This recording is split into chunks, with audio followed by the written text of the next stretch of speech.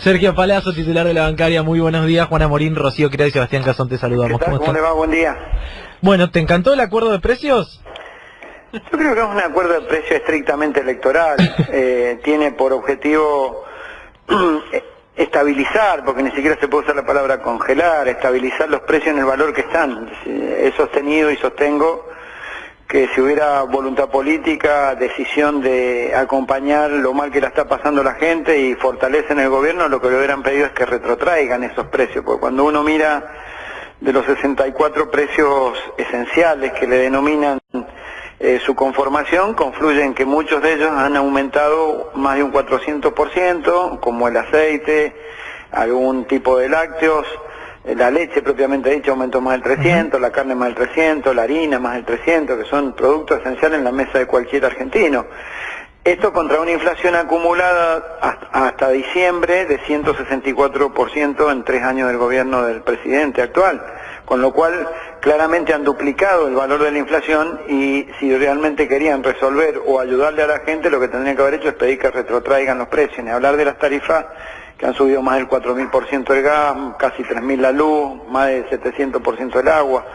Ha sido una medida estrictamente electoral porque tiene 6 meses de duración, justo cuando termina el proceso electoral, y también es una medida electoral nada más porque no se dice qué medidas hay para reactivar el consumo interno, cómo se corrige la inequidad de que el peso de esa inflación recae sobre los sectores más débiles de la Argentina, porque donde más ha golpeado la inflación es en la canasta alimentaria, y es donde precisamente quienes menos recursos e ingresos tienen destinan todo lo que logran obtener como salario, como ingreso, a la comida, y es lo que más ha aumentado. Una inflación interanual del 54% es del 60% en alimentos, por ejemplo, ¿no? Claro.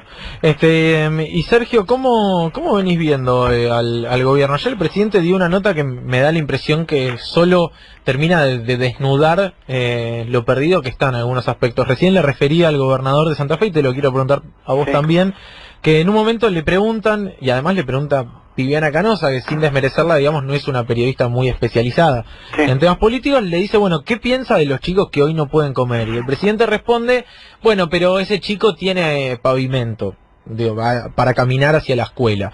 ¿Cómo lo venís viendo a Macri? ¿Creés que va a ser el candidato finalmente o de verdad tenés dudas de ello?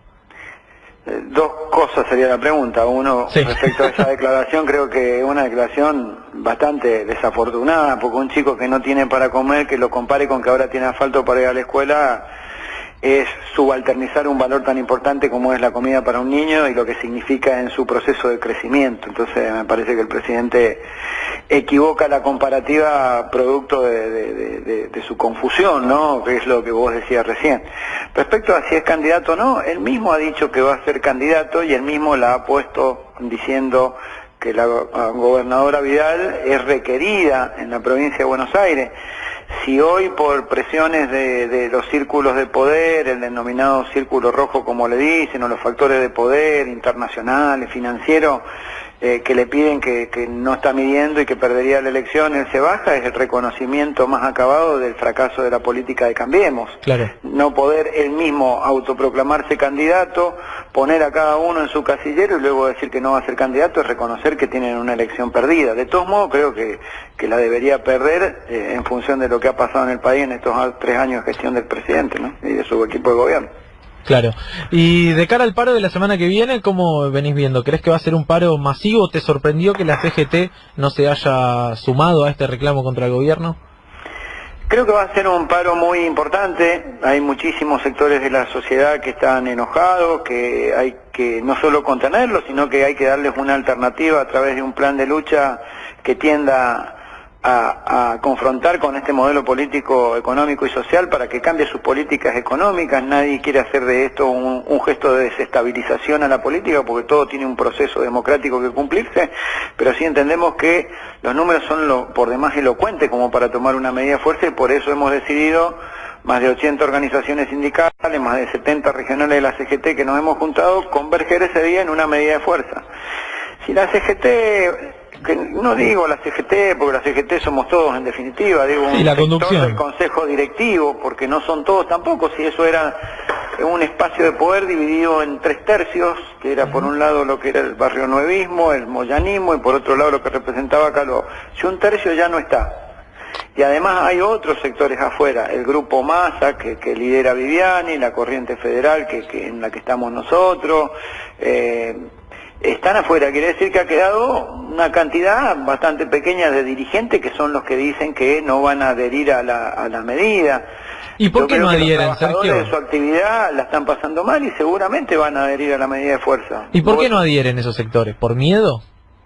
Mira, por lo que he podido, no estoy conversando con ellos respecto a esto, la verdad que hace tiempo, con algunos de ellos sí hablo, pero no, yo creo que ellos lo que han expresado es que apuestan todo, por lo menos lo que he leído en los medios, que apuestan todo a que la definición es política, y claro que es política, pero en el mientras tanto está ese pibe que no puede comer, al que vos hacías referencia recién, al que le tratan de vender la ilusoria idea de que tiene asfalto para ir a la escuela, hay que avisarle que no va a ir a la escuela porque tiene hambre el pibe, claro, ¿no?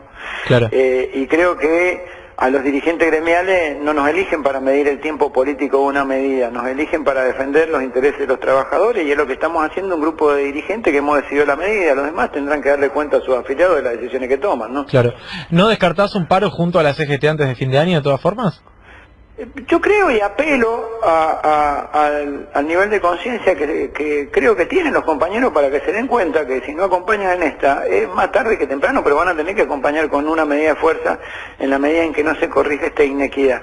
Claro. Vos tenés salarios, que no ha sido el caso de bancario, pero soy consciente que en muchas actividades ha habido una pérdida del poder adquisitivo entre el 14 y 16%, y eso golpea en el bolsillo del laburante que nosotros representamos.